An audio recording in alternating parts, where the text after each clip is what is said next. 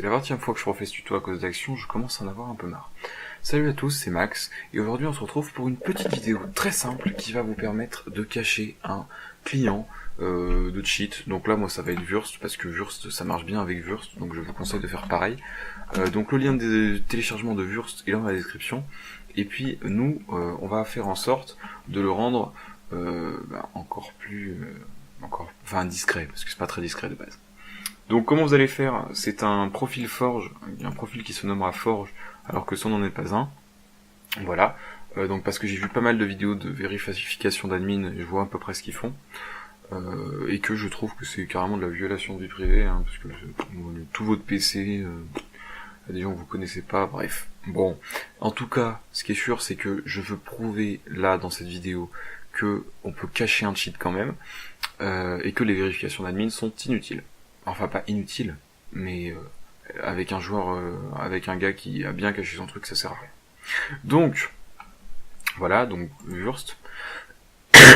Tiens d'ailleurs, une chose que j'ai pas checké, c'est ici dans le Snooper Settings, comment ça s'appelait Snooper Settings, j'ai pas regardé ça. Voilà, Snooper Settings 1.9 Forge. Donc, je veux dire que même le Snooper Settings vous dira pas que c'est Wurst, parce que voilà, c'est caché. Donc vous vous connectez à votre serveur, vous allez cheater tranquille. Alors on va prendre un serveur un peu random, parce que j'ai cliqué, j'ai généré, merde. En fait les IP qui sont là, je sais pas du tout ce que c'est, je les ai générés en mode complètement random, avec Wurst, il y a un tool qui permet de générer des trucs. Ah, j'avais déjà un mot de passe ici, j'ai pas envie de vous dévoiler un mot de passe. Celui-là aussi je crois, oui. Bon bref, on va prendre un des derniers serveurs. Non. Ah, on n'est pas en 1.9.2 visiblement. C'est triste ça. Moi je croyais qu'on était en 1.9.2, mais avec Wurst c'était pas encore pour la version 1.9.2, ou alors c'est bizarre. Donc on va se connecter là-dessus. Non. Bon, bref, vous vous connectez à un serveur. Donc on va prendre celui-là. Là, on vous demande une vérif d'admin. Vous débranchez votre câble Ethernet d'une violence sans nom, ou vous coupez votre connexion Wi-Fi. Depuis votre PC, hein, pas depuis votre box, hein, non mais faut pas être trop violent, il y a un moment. Ce qui se passe, c'est que vous allez cracher. Bon, alors, j'ai un peu la flemme d'attendre, mais en gros, ce qui se passe, c'est que Minecraft va plus réussir à se connecter au serveur, et va donc vous envoyer un message d'erreur. Donc, à ce moment, vous fermez votre launcher rapidement, vous switchez avec votre autre compte, qui est en 1.9.2, et vous faites play. Et donc là, il y aura plus de traces de cheat apparentes dans le jeu. Et donc là vous branchez pas votre câble Ethernet tout de suite, hein. Donc là vous faites play, vous reconnectez au serveur et ça va vous mettre l'erreur du début. Vous rebranchez votre câble, vous connectez au serveur, puis vous enlevez le câble, ça va vous remettre une erreur et vous commencez la vérif d'admin.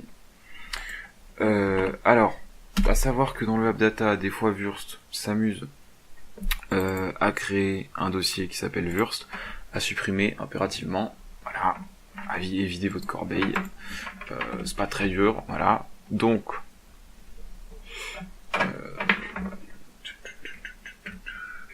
voilà, et vous reconnectez au serveur. Bon bref, vous reconnectez au serveur et puis vous déconnectez le câble. Voilà, donc, maintenant que vous avez vu comment ça fonctionnait et comment c'était bien caché, ce qu'on va faire, c'est qu'on va commencer par télécharger le Wurst client sur leur site. Vous allez avoir une archive. Donc, vous allez l'extraire ici. Donc ça, d'ailleurs, c'est mon précédent tuto. Voilà. Puis vous allez prendre une version de Forge où vous allez créer votre nom vous-même, on s'en fout, qui ressemble à ça, quoi, que ce soit vraiment une vraie version de Forge. Enfin, que ça ressemble à une vraie version de Forge. Vous allez renommer en premier le dossier, alors vous allez vous mettre une suite de chiffres pas trop cramés, genre 1, 6, 4 à la fin, qui dira à vous, vous saurez que c'est votre cheat. Ensuite vous renommez également le point jar, vous renommez le point JSON avec le même nom. Je vais un peu vite parce que j'en ai marre, c'est la 4e fois que je le fais pour le tuto et qu'à chaque fois que ça marche pas. Vous faites edit with notepad++, ou éditer avec le bloc-notes, hein, mais bon c'est un peu dégueulasse avec le bloc-notes. Et dans ID vous changez par le même nom qu'avant. Voilà, on est tout bon, on a une version. Maintenant on va préparer notre clé USB. Donc vous prenez une clé USB complètement random, vous faites un nouveau dossier, et vous l'appelez par exemple devoir, puis vous l'appelez math par exemple, ok. Donc ici, tous nos dossiers, tout notre launcher va s'installer ici en fait.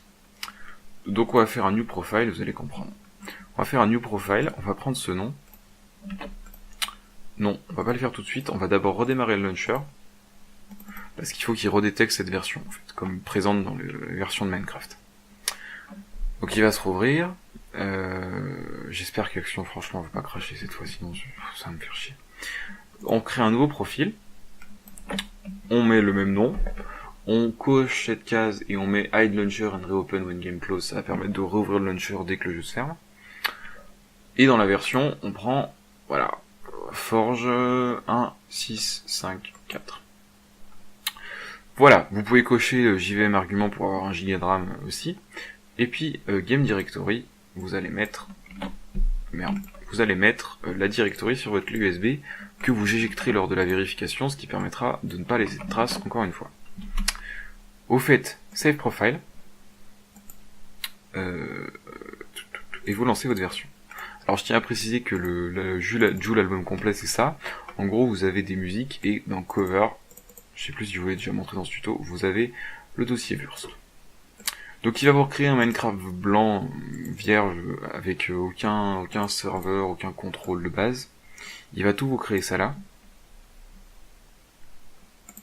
Go play. Voilà. Et donc là vous avez un Wurst qui est correct.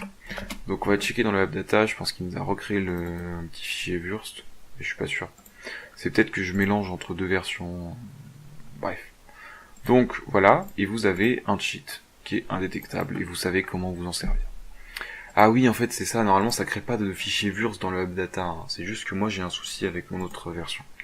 Bref, voilà dans Wurst, et vous pouvez vous balader sur des serveurs avec le cheat et esquiver n'importe quelle vérification.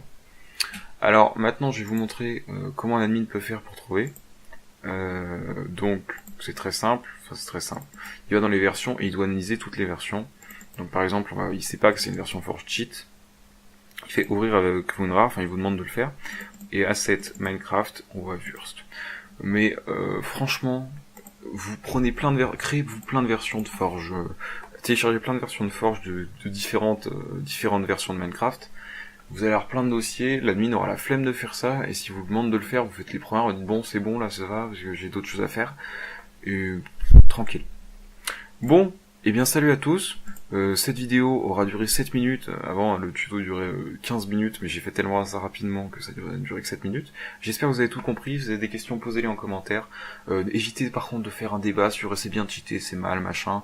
Perso je m'en fous, je vous explique juste, je vous montre avec cette vidéo, c'est une espèce de démonstration que les vérifs admin c'est pas toujours très utile, et que surtout, c'est du viol de vie privée inutile. Bref, on se retrouve dans une prochaine vidéo, salut à tous, c'était Max.